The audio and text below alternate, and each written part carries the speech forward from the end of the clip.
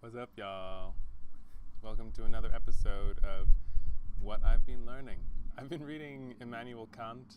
I almost even thought, you know what, I'm not even going to say that I'm reading Kant, because if you know anything about Kant, Kant is basically a code word for I'm super pretentious. I didn't want to come across as pretentious, but you know what? As I was thinking about it, I decided I'm going to say it. I'm going to tell them I've been reading Kant, and it's not because I'm pretentious. I don't consider myself like the kind of person that's like, oh, I read Kant, and if you don't read Kant, then I'm not going to talk to you. That's not how it is at all. I'm not actually going to talk about Kant because the stuff that I've been reading is not probably very entertaining for most people. But it is really entertaining for me, and that's actually the point that I want to make. That's the thing that I've been learning. Earlier this week, I went to dinner with a friend of mine named Will, who's this really wonderful chef, and he's really talented, and he's just really into food. A couple of days ago, I was staying with him and his partner. He was like, I'm gonna go out for a walk in the woods. And I was like, okay. And then he comes back like an hour later, and I hear him in the kitchen like rustling around, and I'm like, oh, what's he doing? Then he comes in and he's like, hey, are you interested in like having a little appetizer? I found a bunch of things in the woods, and I made a little appetizer out of it. So I walk in there, and he's like got this like steamed wild asparagus and thyme and rosemary and like some like edible flowers and stuff, and he's like poached an egg and put it on there, and it's like beautiful. It's like super beautiful, and I'm like, he found this stuff in the woods, and like this is just what he does with his time. It's just amazing.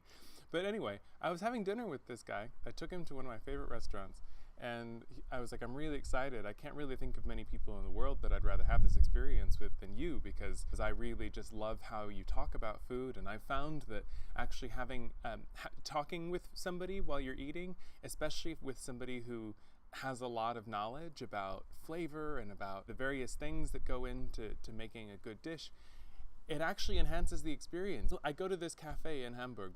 They serve you your coffee, and they put a little index card next to the cup, and it tells you where the coffee is from and like when it was harvested, and it gives you a little flavor profile. You know, this one tastes like blueberries and white chocolate. So when you see the flavor profile, you kind of know what to look for. And I don't know, sometimes I think maybe it's psychological, but other times I'm like, oh yeah, that flavor is actually there, but I wouldn't have been able to put my finger on it if I hadn't known. You know, I'm tasting the same things, but the concept of it is giving me an enhanced experience, right? And I feel like it's the same with cooking, with somebody with a lot of knowledge about flavors.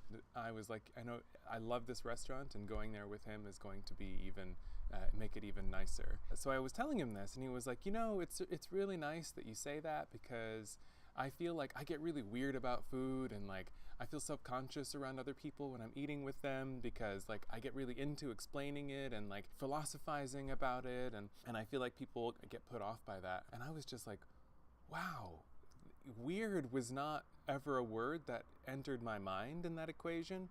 And the reason is this. I mean, I'm interested in a lot of things. I'm interested in learning, you know, about a huge range of topics. But the thing that I'm most interested in is hearing people talk about what they're passionate about.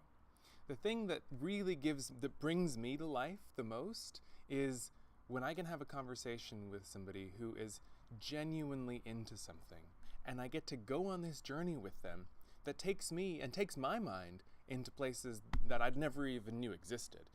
And that to me is super cool. And just about any topic. But, you know, if somebody's like really into animal torture or something, you know, these aren't things that I can necessarily get into. But like barring like various forms of violence, pretty much anything else that somebody's really passionate about, I could sit and listen to them talk about it and try and have a conversation with them, because that I think is what makes the world come to life.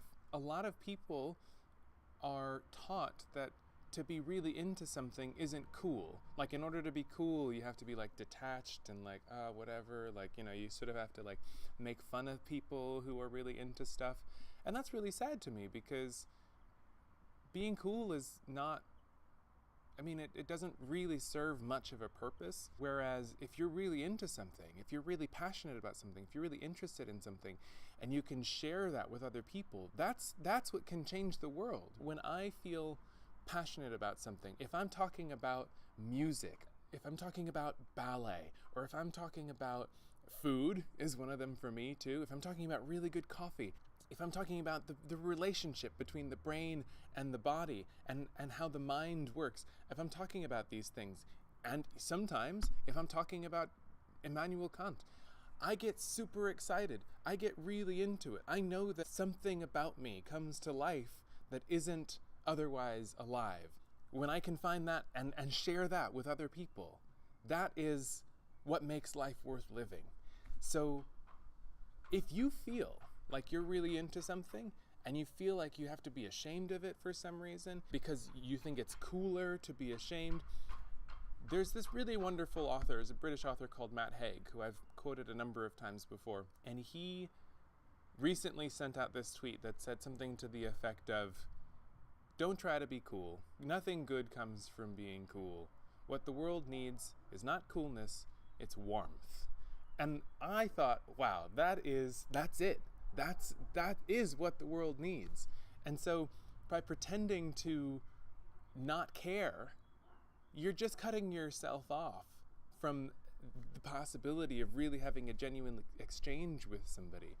By allowing your weirdness, if you want to call it that, to come through, that's going to bring the world around you to life, because that's going to bring you to life. And just as one last little note, there is this thing about pretentiousness, right? People are worried about being pretentious, and people are really quick to call other people pretentious if they're super into something or if they have a lot of knowledge about something. What I realized today is that the difference between passion or nerdiness and pretentiousness about something is that if you're pretentious about something, then that usually entails your judgment about other people, or you're looking down with disdain on other people who don't know as much as you do. Whereas being passionate about something, being nerdy about something, usually means you want to share that knowledge, you want to share that passion with other people, because you realize that not everybody has it.